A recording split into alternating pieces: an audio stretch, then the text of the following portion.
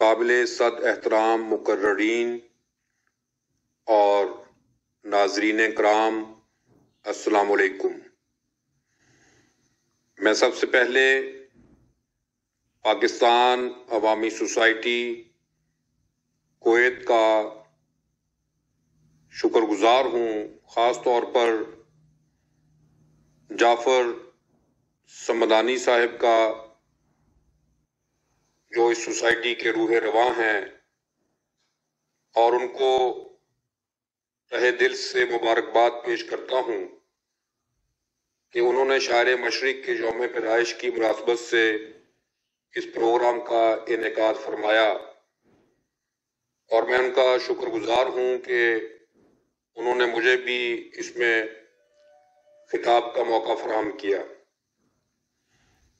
جہاں تک موضوع کا تعلق ہے تو یہ کہنا بجا ہوگا کہ ہماری پوری شعری تاریخ میں اقبال ہی ایک ایسا شاعر نظر آتا ہے جس کے ہاں ہمہ جہت اور عمیق سائنسی شعور پایا جاتا ہے۔ اقبال کوئی سائنسدان تو نہ تھے، اور جس دور میں انہوں نے تعلیم پائی، ہمارے یہاں سائنسی تعلیم کا رجحان نہ ہونے کے برابر تھا، مگر اس کے باوجود ان کے ہاں سائنس کا اتنا گہرا شعور پایا جاتا ہے کہ اس پہ حیرت ہوتی ہے۔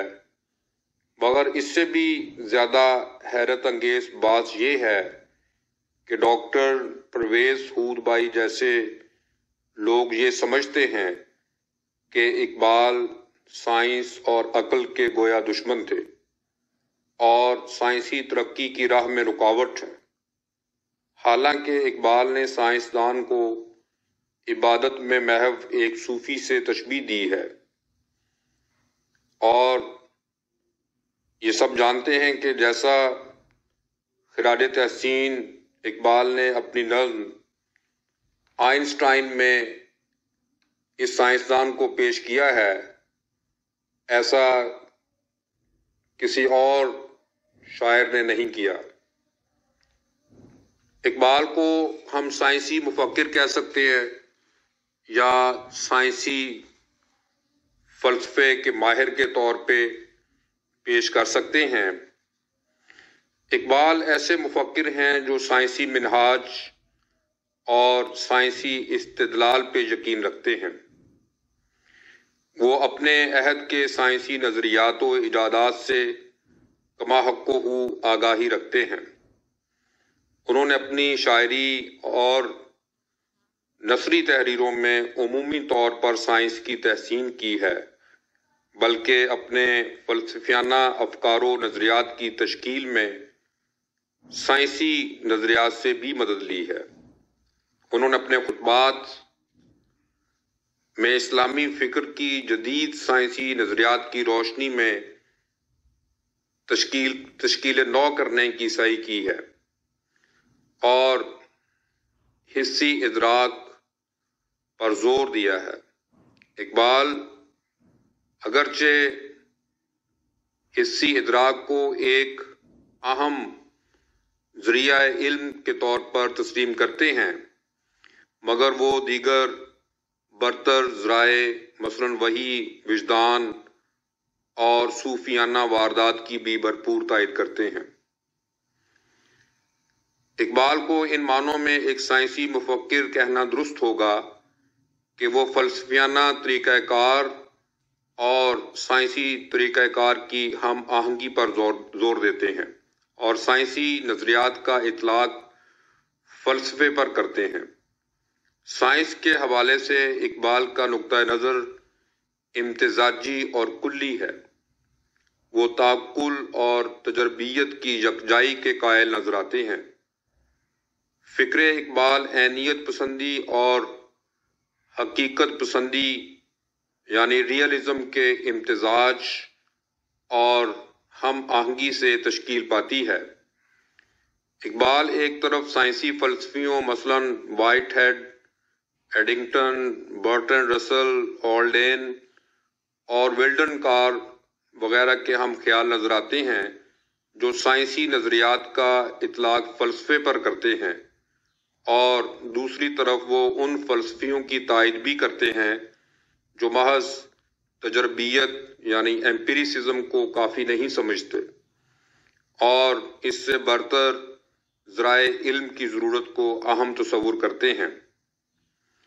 سائنسی مشاہدے کی بنیاد حسی ادراک پر ہے۔ اقبال بھی حسی ادراک کو ایک اہم ذریعہ علم تصور کرتے ہیں۔ ان کے نزدیک زندگی کا ارتقاء اس تعلق پر منحصر ہے جو اس نے خارجی حقائق و واقعات سے استوار کر رکھا ہے۔ وہ سمجھتے ہیں کہ خارجی حقیقت کے ساتھ انسان کی استواری دراصل سائنسی علم ہی کی بدولت ہے۔ ان کے نزدیک عام طور پر علم کی ابتدا حسی ادراک سے ہی ہوتی ہے، جس کی تکمیل فہم اور وجدان کے ذریعے ممکن ہوتی ہے۔ اقبال نے کلاسیکل یونانی فلسفے کی بجائے جدید فلسفے سے زیادہ استفادہ کیا ہے اور اس پیراڈائم شفٹ کو سراہا ہے جو 19ویں صدی سے 20ویں صدی میں برپا ہو رہی تھی۔ وہ یونانی فلسفے پر اسی لیے تنقید و تنقیص کرتے ہیں کہ یہ مقرون کی بجائے مجرد یعنی کہ کنکریٹ کی بجائے ایبسٹریکٹ کو اولیت دیتا ہے۔ کانٹ کے بعد کا زیادہ تر جدید فلسفہ تجربیت پر اصرار کرتا ہے اور اقبال اس فلسفے کی تائید کرتے ہیں کیونکہ وہ اسے اسلام کی روح کے قریب پاتے ہیں۔ انہوں نے خطبات میں ایسی متعدد قرآنی آیات پیش کی ہیں جن میں کائنات کے مشاہدے پر زور دیا گیا ہے۔ اقبال داخلیت اور خارجیت دونوں کو ایک دوسرے کے لیے لازم و ملزوم سمجھتے ہیں۔ وہ مجرد فلسفہ اور تعقل پسندی کو زیادہ اہم نہیں سمجھتے۔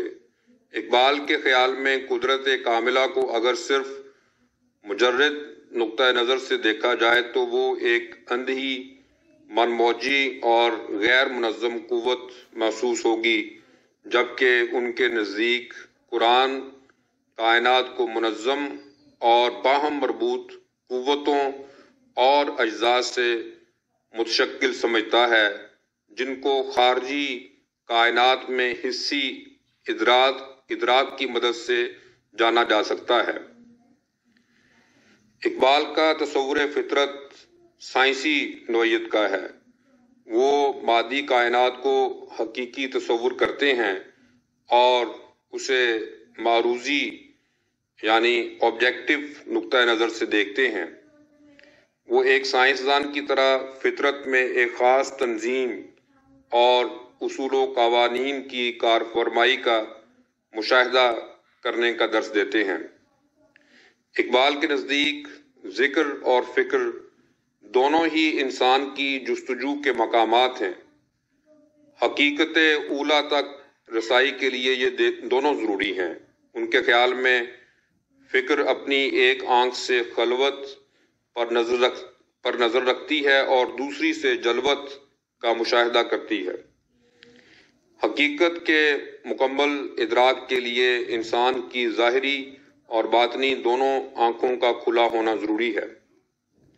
اقبال نے مختلف سائنسی علوم مثلاً طبیعیات، فلکیات، حیاتیات اور ریاضیات میں خصوصی دلچسپی کا مظاہرہ کیا ہے۔ اس کا اندازہ ان کے ذاتی کتب خانے میں موجود ان متعدد سائنسی کتب سے ہوتا ہے جو ان کے زیر مطالعہ رہیں اور جن میں سے اکثر کے حوالہ جات انہوں نے اپنی نثری تحریروں خصوصاً اپنے خطبات میں پیش کیے ہیں۔ ان کتب کی اکثریت اقبال کے دور میں پیش کیے جانے والے جدید سائنسی نظریات کو منظر عام پر لاتی ہے۔ چنانچہ یہ کہنا غلط نہ ہوگا کہ اقبال اپنے عہد کے جدید سائنسی رجحانات کے نمایاں پہلوؤں سے کافی حد تک باخبر تھے۔ اقبال اشیاء و مظاہر کے بغور مشاہدے پر زور دیتے ہیں۔ اقبال سمجھتے ہیں کہ انسان کی آگہی کا سفر کبھی پایا تکمیل تک نہیں پہنچ سکتا۔ جب اس پر کوئی حقیقت منکشف ہوتی ہے تو یہ اس کے لیے حرف آخر نہیں، بلکہ اس حقیقت سے متصل دوسرے نامعلوم حقائق اسے دعوت فکر دیتے ہیں۔ یوں یہ سلسلہ لامتناہی رخ اختیار کر لیتا ہے اور اس سفر کا آغاز و انجام حیرت ہے۔ سائنس کا دار و مدار بھی اسی انداز فکر پر ہے۔ اقبال سائنسی ایجادات کو قدر کی نگاہ سے دیکھتے ہیں، البتہ وہ مشینوں کی حکومت کے خلاف ہیں۔ ان کے نزدیک یہ انسان کی تخلیقی صلاحیتوں کا عمدہ اظہار ہیں۔ وہ سمجھتے ہیں کہ انسانیت کی بقا اس کی قوت تخلیق ہی کی وجہ سے ہے اور عالم ایجاد میں اسی کی عزت ہے جو قوت ایجاد کا حامل ہے۔ دراصل اقبال تخلیق کو تقلید پر ترجیح دیتے ہیں، چنانچہ زندگی کے حوالے سے ان کا نقطہ نظر جو ہے وہ ڈوگمیٹک نہیں ہے، بلکہ سائنسی طرز فکر سے زیادہ قریب ہے۔ تو اقبال نے اپنے خطبات میں بہت سے سائنسدانوں کے نظریات کو پیش کیا ہے اور انہیں سراہا بھی ہے اور ان کو تنقیدی نظر سے بھی دیکھا ہے، جن میں Einstein, Newton, Max Planck, Heisenberg جیسے سائنسدان بھی شامل ہیں۔ تو آئنسٹائن کی طرح اقبال بھی وقت کو ایک نامیاتی کل تصور کرتے ہیں، یعنی اسے ماضی، حال اور مستقبل میں تقسیم کرنا کوئی معنی نہیں رکھتا۔ اقبال ہائزنبرگ کے تصور لا تعین کی باحثیت مجموعی تائید کرتے ہیں۔ وہ ہائزنبرگ کی طرح قوانین فطرت میں میکان کی جبریت کی نفی کرتے ہیں۔ وہ اس کے اس تصور کی تائید کرتے ہیں کہ کائناتی نظام میں ہمیشہ یکسانیت نہیں پائی جاتی، بلکہ بعض اوقات اس میں خود رویت بھی وقوع پذیر ہوتی ہے۔ اقبال آئنسٹائن کے نظریہ اضافیت کو بہت اچھی طرح سمجھتے تھے، اور یہاں میں ڈاکٹر محمد سلیم کا یہ بیان پیش کرنا چاہتا ہوں کہ یہ حیرت انگیز ہے کہ اقبال ریاضی کے باقاعدہ علم کے بغیر بھی آئنسٹائن کے نظریہ اضافیت کو بہت گہرائی میں جا کر سمجھتے تھے اور اس پر انہوں نے تنقید بھی کی۔ اقبال کائناتی امکانات کے لامحدود ہونے کے نظریے کو بھی تسلیم کرتے ہیں، جو کہ جدید نظریہ ہے، اور وہ بہت سی کائناتوں کا تصور بھی پیش کرتے ہیں۔ ان کے خیال میں کائنات کی جو حیت ہے یا اس کی جو تقدیر ہے وہ فکسڈ نہیں ہے، بلکہ کائنات کی جو وسعت ہے وہ لا انتہا ہے، اس کی تقدیرات لا انتہا ہیں، اور اس کائنات کے علاوہ اور بھی بہت سی کائناتیں ہیں۔ تو علامہ اقبال کائنات کے مسلسل پھیلاؤ کے سائنسی نظریے کی بھی تائید کرتے ہیں۔ انہوں نے یونانیوں کی بند کائنات کے مقابل ہر دم تخلیق ہوتی ہوئی کائنات کے تصور کو سراہا ہے۔ جدید فزکس بھی اسی تصور کی توثیق کرتی ہے۔ میں اسی پر اجازت چاہوں گا۔ بہت شکریہ۔